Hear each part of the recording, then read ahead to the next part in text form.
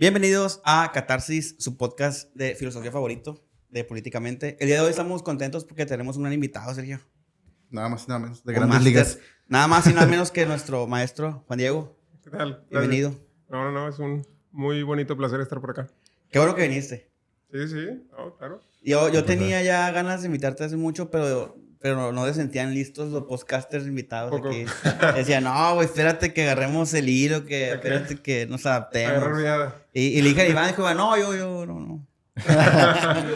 Yo pido. Salido así, mi Y pan. Sergio, también co-host de este programa ya, que ya tiene 5 capítulos. Un placer, sí, y la verdad que Güey. sí. Y va, siento que mejora más la fluidez de nuestro vocabulario con el Se tiempo. sienten más cómodos. pues. Sí, grabamos Sí. un piloto que no sé pues, ni qué pedo, güey. Creo que lo borré. No, ahí está, y pues Ahí está. hay algunas cosas buenas de él, pero sí, pues ha servido mucha práctica. Bueno, hoy vamos a hablar de un tema que, al igual que cuando tratamos de hablar de qué es la filosofía, nos entrampamos porque nunca llegamos a una definición, pues, concreta de lo que es la filosofía. Hoy vamos a hablar del arte. Y Juan no es una persona, aparte de ser filósofo, eres una persona que ha tenido mucho contacto con el arte, ¿no? O sea, eres músico también, ¿no? Estudié una licenciatura En música, o sea, y obviamente ahorita hablabas fuera de cámaras que tu tesis también es sobre eso, algo así. No, estoy dirigiendo una tesis ahorita Ah, de licenciatura sobre eso. Y Sergio, pues le echa ganas, ¿no? No, tiene una semana estudiando Puro, para este tema, sí. puro grindeo. Entonces, vamos a comenzar con la premisa principal. Hay una definición, y igual, Juan, si nos haces el favor de comenzar, hay una definición única para definir qué es el arte, una definición universal para definir el arte desde la perspectiva filosófica. No. No. Primero, Pero eso... Nos vemos. Argumenta. se No, acaba. o sea, el problema con este tipo de cosas, y normalmente como que se suele esperar este tipo de cosas, ¿no? De que definamos claramente y con total contundencia de que se trata algo, un fenómeno, y ese no es el caso en la mayor parte de los fenómenos sociales. No se pueden definir con total claridad y de manera absoluta, no. Es casi como tratar de definir cualquier otra de las actividades humanas. De hecho, ese fue uno de los principales problemas por los que nace una de las técnicas que pretende cubrir metodológicamente este tipo de problemas, que es la hermenéutica. La hermenéutica nace por la incapacidad de los métodos, digamos, de las ciencias naturales para tratar a los problemas relacionados con el ser humano.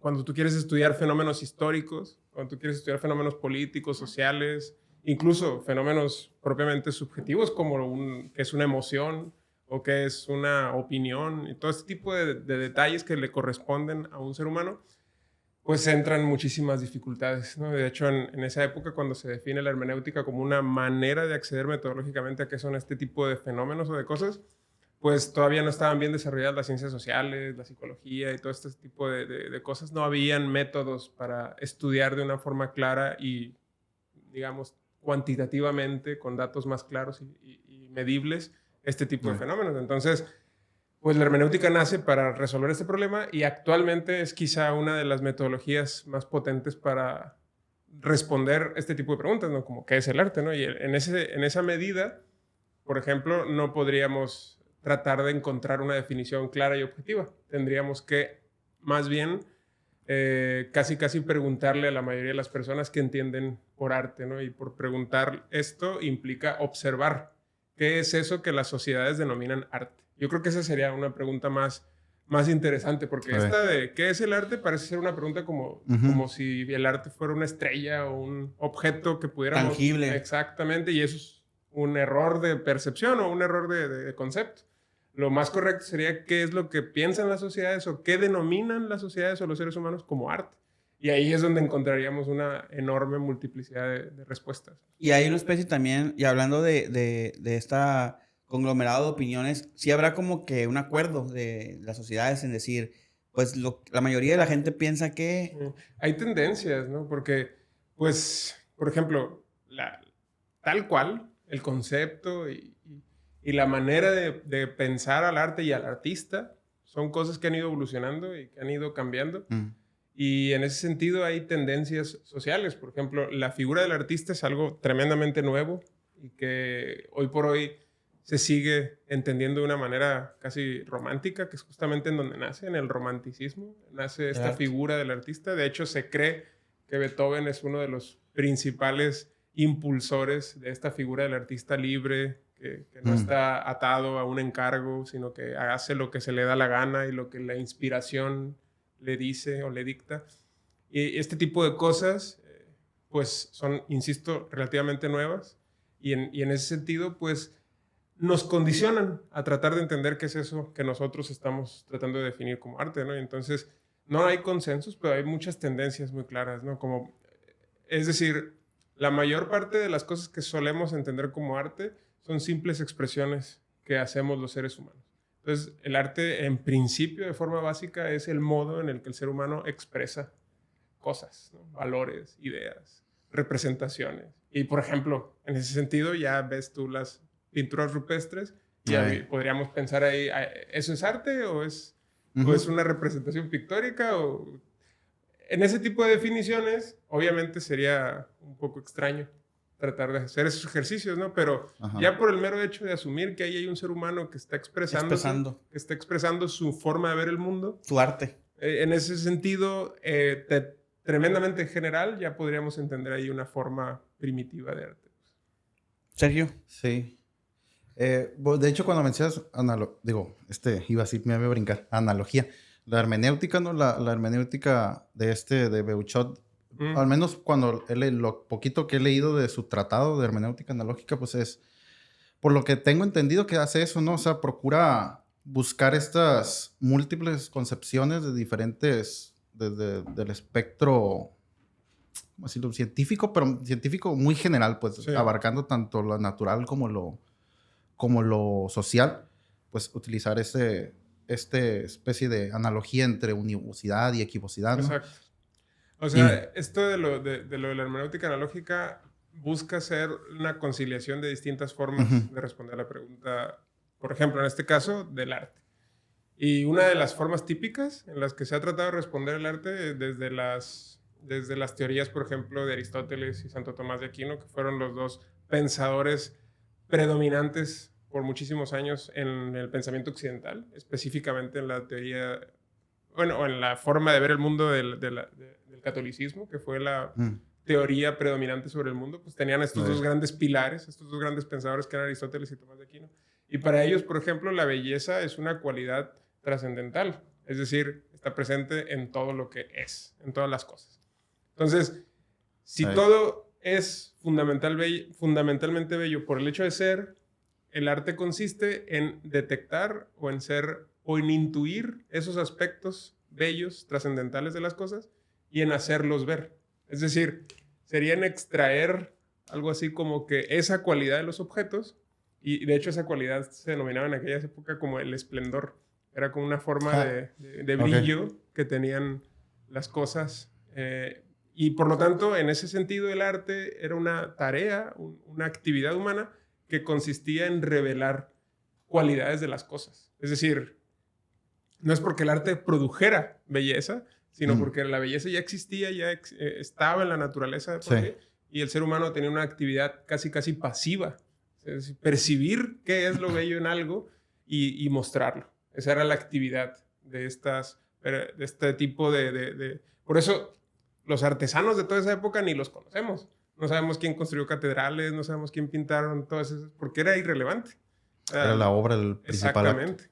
Era tratar de ver una cualidad objetiva de las cosas, y ahí el ser humano era irrelevante. O sea, no había un ser humano tratando de ver el mundo. La figura del artista tampoco era como que predominante. En esa concepción de lo bello, pues el ser humano quedaba minimizado, quedaba reducido a la nada. Y por eso no conocemos los nombres de todos esos artistas de todas esas épocas, de todos esos siglos. Y actualmente, por ejemplo, en donde pensamos a lo bello como una forma de producto de la actividad humana, pues ahí sí ya vemos al ser humano como el origen de esa cualidad. Por él cosas. Como productor de belleza, ¿no? No sí, la belleza sería en este caso ya no una cualidad de las cosas, sino un producto de la actividad humana. Es decir, las cosas no son bellas en sí mismas, sino que son bellas por cuanto el ser humano las mira y las resignifica. Y ahí de esa manera, por decirlo así, el artista sí es relevante. Y sí, es como un esquema diferente, ¿no? De ver La bueno, belleza. de ver el arte, sí, ver la belleza y ver al ser humano dentro de un... Porque como decías, ¿no? Si antes, hasta cierto punto, se veía que la belleza ya estaba en las cosas y uno técnicamente nada más la desenvolvía. Exacto. La revelaba. Sí, y después ya se pasa a ser productor, pues eso es como un cambio como de ontología Exactamente. estética, ¿no? O De sea, de ver... paradigma del arte también. Sí, sí, sí. Sí, o sea, de ver si el arte está en las cosas o está en uno mismo, ¿no? Por así decirlo, se me hace. Bueno, el arte ahí como actividad cambia, ¿no? Por completo, Ajá. porque es decir, si la belleza es algo que ya está en las cosas, tu trabajo como artista es simplemente revelarlo. Ajá. Y de hecho, por ejemplo, hay artistas como Miguel Ángel que él decía ese tipo de cosas, ¿no? El tema de la piedra, ¿no? La escultura. Exactamente. Que llevaba la escultura y decía... Sí, sí, el Moisés ya estaba ahí, yo lo único que hice fue Sí, descubrirlo, pues. Picarle poquito y salió, pues. Quitarle lo que le sobraba, pues, ¿no? Entonces, él se veía a sí mismo de ese modo, fíjate, y es uno de los grandes exponentes de lo que entendemos. Pintura, Exacto, arquitectura. sí. Y él se entendía desde esa cosmovisión que había elaborado la Iglesia Católica a través de estos dos grandes pensadores tan potentes, Ujú. y por eso él mismo se entendía a sí mismo como alguien, digamos, que no producía la belleza, sino que simplemente la revelaba, pues, la mostraba. Y eso es muy... Por eso lo que trataba de hacer ver es que hoy por hoy lo que creemos está basado en otra forma de ver el mundo, en la que es la sociedad la que produce o la que determina o la que define lo que Que es el arte. lo que es la Y belleza. la belleza, más bien. Ajá, y como tenemos esa capacidad o esa potencia, según nosotros, Sí. según nosotros como sociedad, pues entonces ahí el artista cobra sentido. Y en algunos casos incluso lo bello es lo que el artista diga. Y ahí ya se vuelve una cuestión, insisto, basada en la idea de que la realidad como tal es de que las cualidades de las cosas están determinadas socialmente, están construidas socialmente. Entonces, son dos formas de entender el mundo y que a eso iba con esto, que la hermenéutica analógica lo que trata de decir, pues hay que evitar estos dos extremos y buscar una mediación y ver cuál es la aportación que tiene la sociedad y el artista y cuál es la aportación que tiene la naturaleza, digámoslo así, en eso que denominamos bello. Antes eran como mineros, ¿no? O sea, Exacto. No, un minero no es una piedra preciosa, pues. Exactamente. Simplemente el minero lo que hacía es sacar la piedra preciosa. Exacto. Nadie se conoce ningún minero famoso. Exactamente. Se acaba, ¿no? De sacar un super diamante. Sí, ¿en qué país fue? ¿En África? Exacto. Eh, ¿Y quién es el minero que lo descubrió? 2500 quilates, güey. Exacto. Pero ¿y el minero cómo se llama? Sí, nadie va a saber. Una empresa Mi canadiense. respeto. Ah, Ellos son real. los artistas. son disqueras, güey. Ándale. Mm. Sí, pero es curioso porque ya eso nos da una muy buena respuesta a este problema, ¿no? De decir, depende mucho del sistema o de la cosmovisión desde la cual estemos preguntando. Porque si preguntamos desde la cosmovisión en el que la belleza es algo latente en las cosas, en donde el artista pues simplemente lo que hace es mostrarnos esa belleza, pues entonces el artista es irrelevante. Y el arte es simplemente una cualidad de la naturaleza. El arte será solamente aquello que justamente muestre lo que es bello. Luego, Sí. a propósito de esto y de la siguiente pregunta que tengo ahí anotada, sí, la pregunta era qué premisas había para decir qué es arte y qué no es arte. Si había como que principios básicos o estándares estéticos, ¿no? Para definir qué es arte y qué no es arte. Pero eso, ahora que lo mencionas, es por la cosmovisión segunda, ¿no? Exacto. Entonces, ¿qué es lo que nosotros como humanidad hemos planteado que es el arte para decir que sí es y que no es?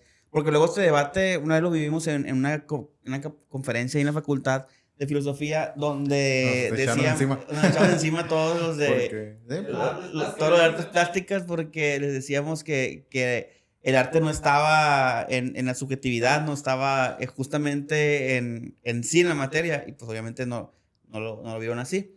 Pero ¿cuáles serían como esos principios que le hemos dado al arte, estos valores estéticos, estos pilares, por así decirlo, de subjetivos para definir qué es arte y qué no es arte?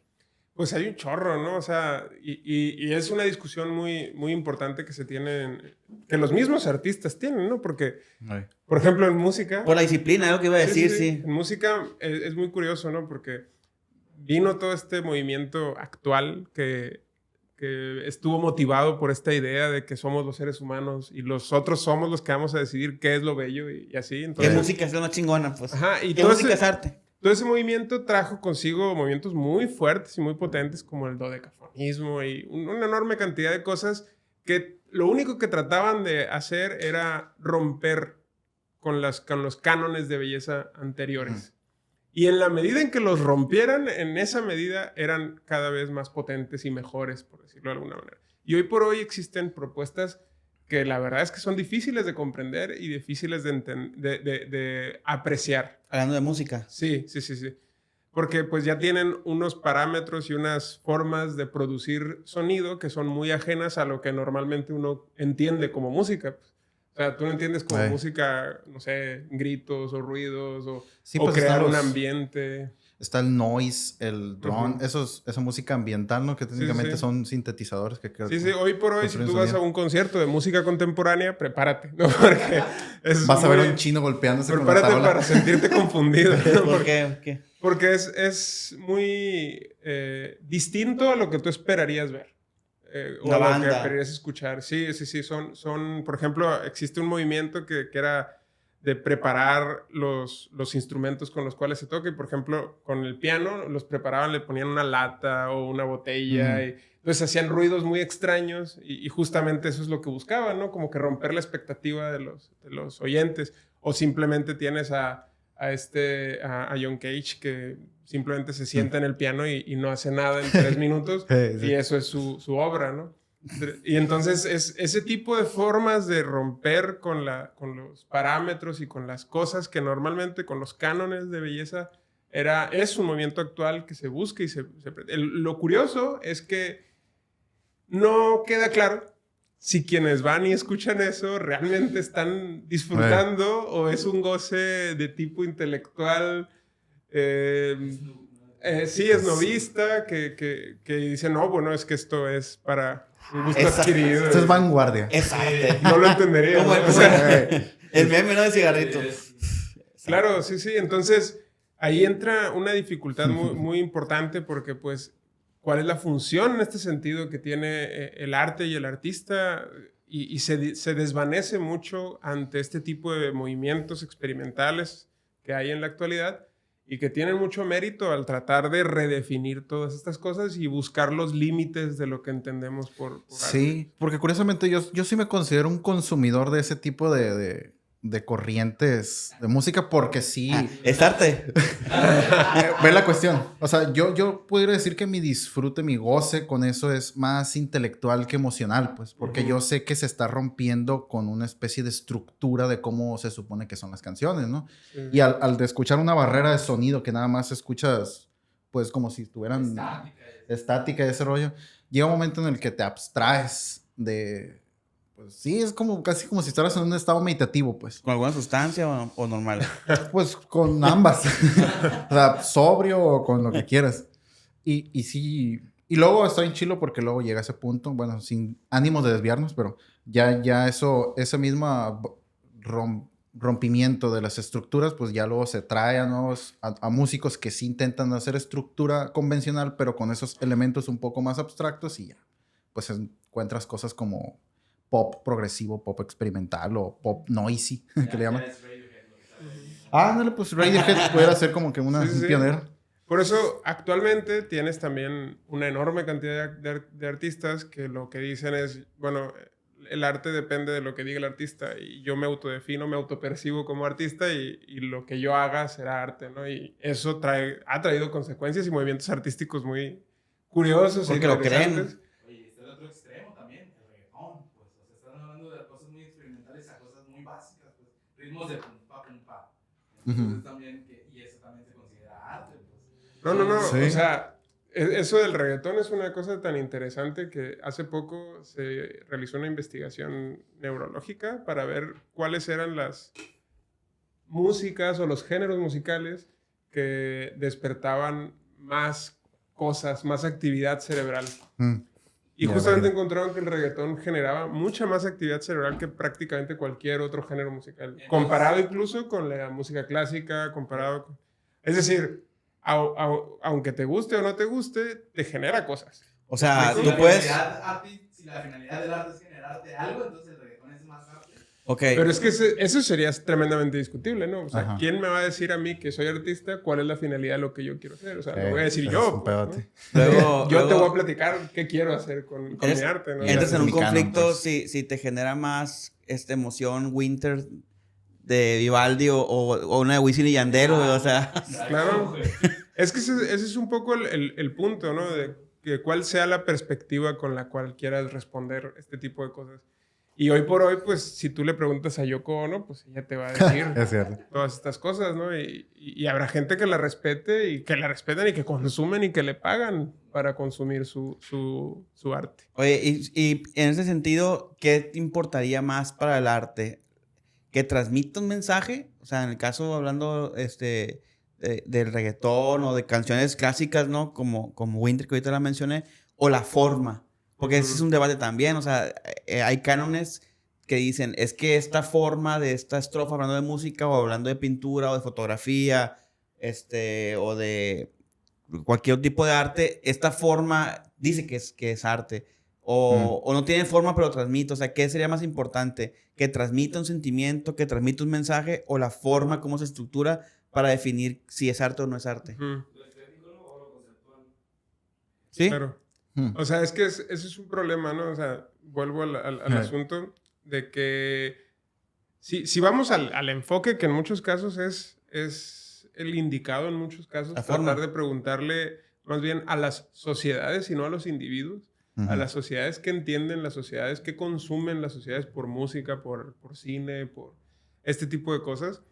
Y lo interesante es que lo que se puede ver es que normalmente existen ciertas fórmulas que logran mayor impacto. ¿No? Y esas fórmulas son los que en la antigüedad se conocían como los cánones estéticos, ¿no? Por ejemplo, por alguna Ok. razón, por alguna razón curiosa, nos resulta muy atractiva la proporción áurea, por ejemplo, a los seres humanos. Ay. Sí. Y no solo a nosotros, sino a la naturaleza. Le resulta muy atractiva. Tiende la naturaleza a reproducir en muchos casos este tipo de proporciones. Y cuando se entendió esa parte en música, por ejemplo, pues todos los músicos buscaban aplicar esa proporción de distintas formas, ¿no? Y buscaban generar melodías que tuvieran esta proporción, buscaban armonías, contrapuntos, todo este tipo de formas de aplicar este tipo de cánones o de estructuras que aparentemente son universales. Y en ese sentido, pues hay resultados. Es decir, si a los seres humanos les das cosas que estén bien hechas, proporcionadas y con estas estructuras, suele agradarnos. Y en ese sentido podríamos pensar que el agrado es un indicador muy claro de lo que puede entenderse como arte. Pues, y que eso es uno de los argumentos típicos para definir o tratar de definir el arte, ¿no? Que es lo que le agrade a las transmita. personas. Y no solo el Que genere... el agrado, el gusto, ¿no? Es este concepto que es muy, muy difícil también de definir el gusto, ¿no? Porque hay... Ay, sí, pues de eso hablamos en estética con Karim. Ajá. Sí, sí, sí. Y era un problema. Es un problema. Y lo que me preguntara de que, o sea, hasta cierto punto, como lo decías o lo describes, bajo ese, pudiera decirse que el gusto, o bueno, bajo cierta perspectiva, pudiera decirse que el gusto es objetivo, ¿no? O sea, de que hay una fórmula para hacer que algo guste sí. y que es objetiva y que pues se puede reproducir, pero que a fin de cuentas nosotros no la producimos, sino que la reproducimos, y siento que eso pudiera ser un tanto diferente. O sea, que es como si algo que ya se encuentra en la naturaleza, como esta misma proporción, ¿no?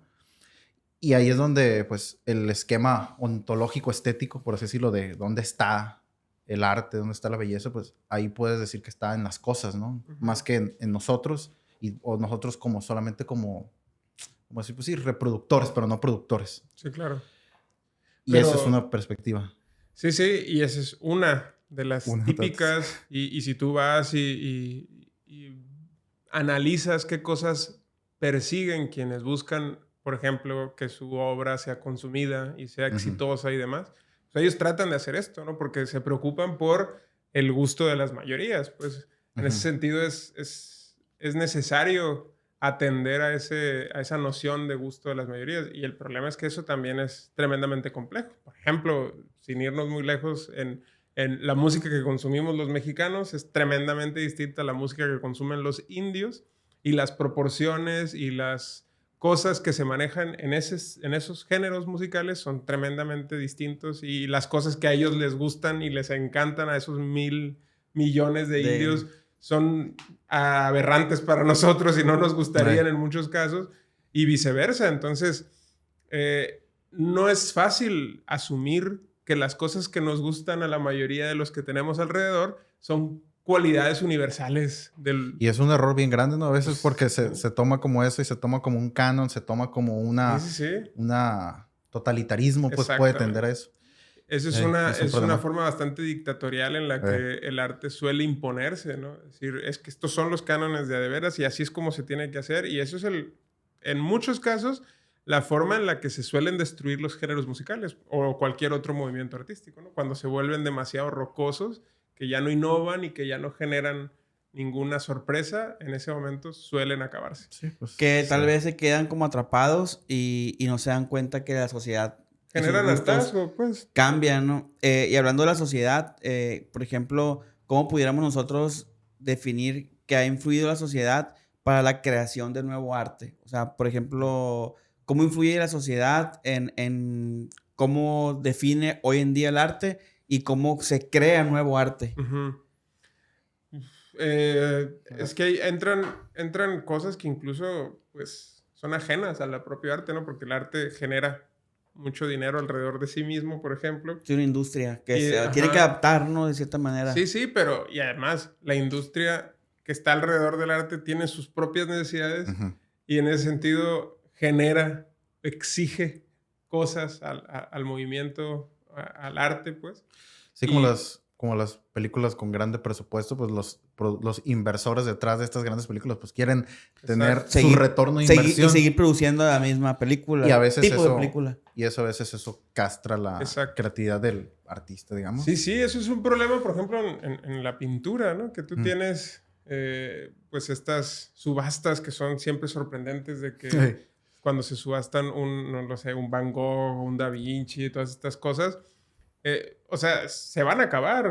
Esos son recursos completamente limitados. Entonces, si no hay formas reproductivas de hacer obra, de hacer arte que sean estandarizables, que sean vendibles, que generen un mercado, pues ese mercado se pone nervioso. Y no hay, bueno, ahorita no hay, o sea, yo no soy mucho en el tema de las pinturas, no tengo mucha información, pero no hay pinturas actuales o no actuales, recientes, que se le asemejen a un Van Gogh, a un Picasso. O sea, claro, sí. Con esa apreciación, pues. A eso iba, de que hay una enorme cantidad de artistas. El problema es que para poder... o sea, un artista que reciba de repente una subasta de su obra por 20, 30 millones de dólares, la siguiente que haga ya no va a valer $30,000 o $10,000. Pues entonces genera distorsiones en el mercado si alguien le presta demasiada atención a un artista. Entonces, no suele ser una estrategia que estén dispuestos a seguir los marchantes de arte y demás. Entonces, eso genera trabas o techos de cristal para los pobres artistas, que eso luego genera dificultades o barreras de entrada, pues.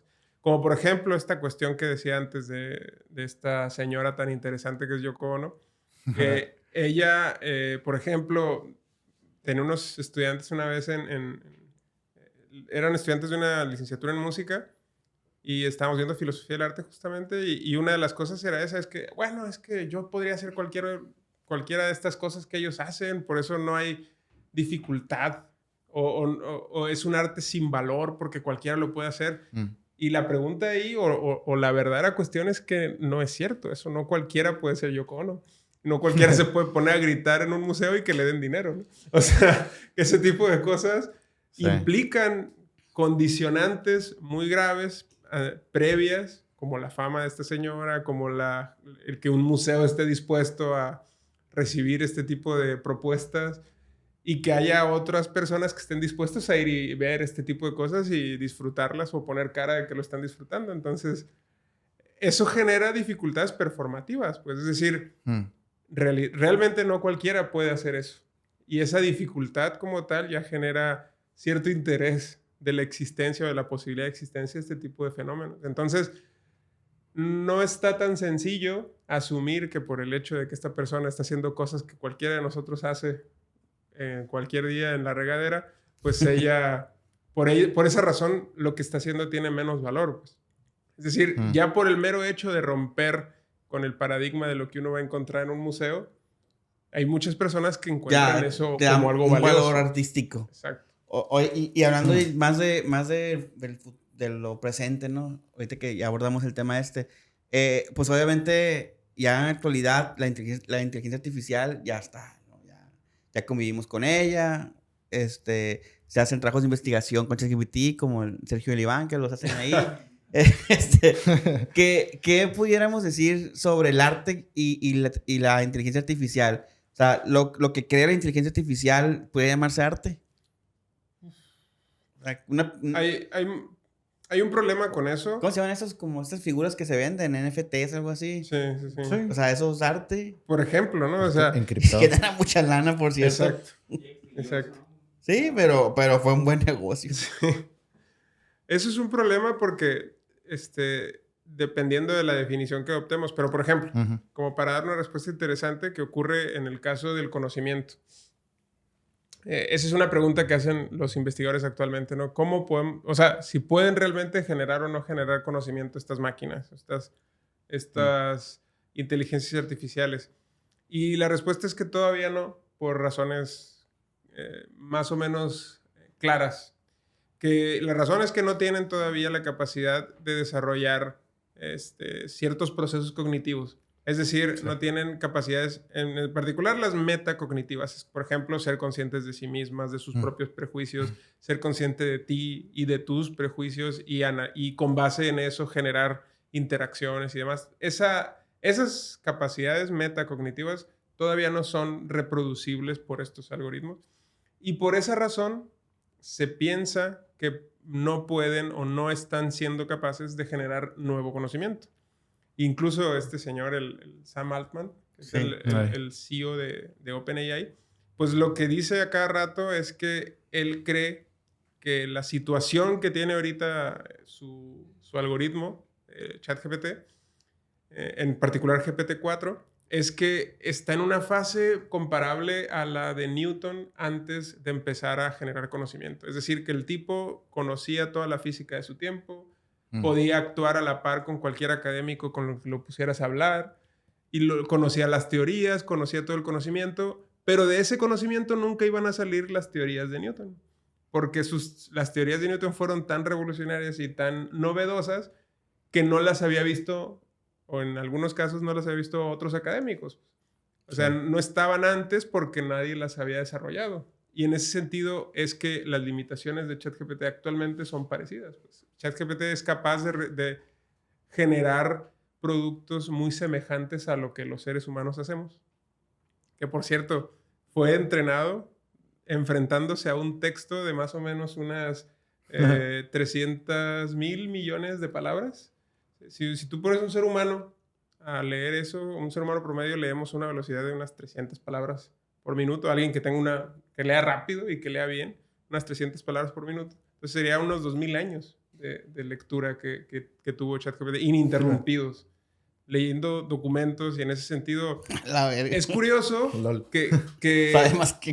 No, sí. Un chingo de ventajas. Sí. No, claro, pero si tú lo comparas eso con la rapidez con la que nosotros hemos aprendido a simular ser humanos, podríamos pensarnos así, pues nuestro cerebro todavía es mucho más eficiente que lo que es decir, el poder computacional que fue necesario para producir este algoritmo que es capaz de comportarse como un ser humano en el mejor de los casos, en el conocimiento, por cierto, llega en el mejor de los casos a estar en el 90% de competencia. Es decir, es mejor que el 90% de los ingenieros, es mejor que el 90% de los abogados, es mejor que pero existe un 10%, que son una muy buena cantidad de personas, de seres humanos, que son mejores que ChatGPT en sus áreas de competencia. Entonces, todavía no llega a ese nivel y todavía no supera, obviamente, ese nivel humano.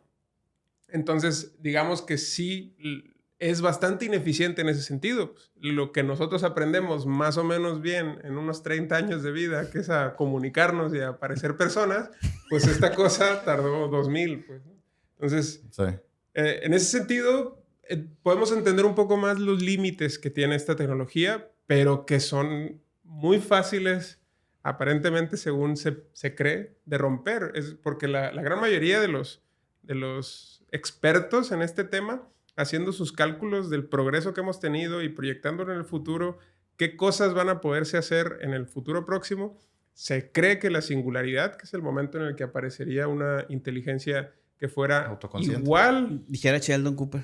que tuviera las capacidades iguales a las de un ser humano o superiores, ese momento que se conoce como la singularidad, se creía antes que iba a ocurrir en torno al 2050, y hoy por hoy la mayoría de los expertos pronostican 8 años.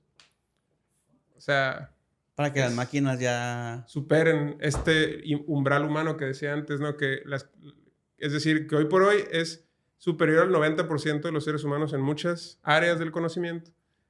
En otras es superior a menos gente, como por ejemplo en literatura es superior como que al 20% de los que hacen los exámenes avanzados de literatura. Entonces no es muy bueno en literatura. En poesía, estas cosas no es bueno. Pero sí es muy bueno en otras cosas, como derecho y otras cosas. En ese sentido, pues 8 años para que estemos obsoletos, más o menos nos quedan. Y que Y pueda la crear estimación. arte. No, exacto. Algo que se parezca a lo que hoy por hoy entendemos la mayoría de los seres humanos como arte, que es tratando de buscar una definición así más o menos consistente con lo que yo considero que es una aproximación correcta, que es la hermenéutica y la fenomenología. Ajá. Sería una comunicación axiológica, en general, con fines, digamos, reproductores del horizonte de sentido con el cual nosotros estamos interactuando. Que eso es un problema, ¿no? Es decir, cuando comento en el programa, a veces este tipo de cosas como hablar de Bob Esponja o de Aventamos uno... o de BoJack Horseman, que a veces hago ahí unos análisis que la gente dice, no mames, el Demasiado guionista, rebuscado. el Sí, guionista sí. jamás pensó lo que tú estás diciendo. Ricky Morty. ¿no? Y tienen razón, porque eso es lo curioso o lo interesante de todas estas cosas, que no son interesantes por lo que son objetivamente, sino porque conectan con tantos seres humanos. Por lo que Sí, puedes... Todos nosotros tenemos una frase de Bob Esponja que nos encanta y que nos representa. Y esa capacidad que tienen este tipo de productos de conectar con tantos seres humanos revela que los espectadores estamos encontrando algo ahí muy valioso, que resuena con nosotros. Entonces, tratar de entender esa resonancia se puede explicar si asumimos, por ejemplo, lo que les digo antes, las teorías, por ejemplo, hermenéuticas de Gadamer. Según él, lo que pasa es que nosotros somos usuarios de un, digamos, horizonte de sentido que es muy superior a nosotros en cuanto a que nosotros simplemente intuimos esos valores históricos que se están desarrollando y demás. Es algo muy parecido a Hegel. De hecho, él, para poder explicar sus cosas, recurría a Hegel, pero desactivando algunas características, ¿no? Hegel le llamaba a esta noción el espíritu absoluto. Sí, perfecto. Y decía, por ejemplo, cosas como que Napoleón era el espíritu a caballo, ¿no? Porque él estaba cambiando la historia, entonces él era el representante en la tierra de ese espíritu, de esa historia. Entonces, lo curioso es que este señor decía, no, bueno, esa cosa no es una sustancia, sino que se trata más bien de el modo en el que los seres humanos más o menos nos acoplamos axiológicamente. Es decir, ¿qué entendemos por valioso más o menos todos con ciertos patrones y con ciertos... Y en ese entendimiento de lo que consideramos que es valioso todos los seres humanos, aparecen estas obras, como por ejemplo Bob Esponja, que resuena con una enorme cantidad de gente y todos nos sentimos de algún modo identificados, y eso implica que tocó algo que no le corresponde al artista solo, sino que nos compete a todos de algún modo. Y eso es lo que, por ejemplo, trato de hacer ver, de hacer explícito en en los análisis que de repente subo. Tienen que verlo, Orden del Caos. En el caos. O sea, Acá en es YouTube. como decir, bueno, siento yo, decir que hay como que, como dices, un cierto horizonte o un espíritu absoluto del cual, por así decirlo, tenemos extractos del mismo y que ciertos artistas llegan a sacar esos extractos y en sus obras se expresa y como eso es algo a lo cual nosotros como... Estamos conectados. Ándale, sí. Usuarios. O sea, es como si traes un pedacito del espíritu absoluto, lo traes aquí, y como es parte de todos nosotros, pues todos nos competen, ¿no? Y a pesar de que el mismo artista no tenga esa noción tan consciente, pero a la vez, como a nivel ontológico, está extrayendo algo que es parte de todo, pues Los se psicoanalistas, compete. como Jung, por ejemplo, decía que se trataba del inconsciente colectivo. ¿no? Decían este tipo de expresiones, ¿no? Que todos tenemos algunas ideas subyacentes e incluso patologías. Ellos creían que había sociedades esquizofrénicas o sociedades así. Y en ese sentido, pues compartimos todos una visión de mundo. Pues, ¿no? Y ahí es donde el arte cobra valores que normalmente son trascendentales.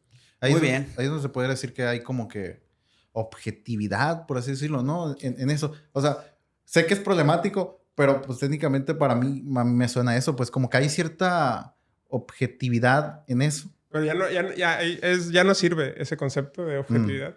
¿Cómo se llamaría? Porque pues lo que uno normalmente entiende por objetividad es este libro y algo que tú puedas medir y ser tangible. Pero ¿cómo puedes medir que nosotros consideremos algo que sea justo o injusto?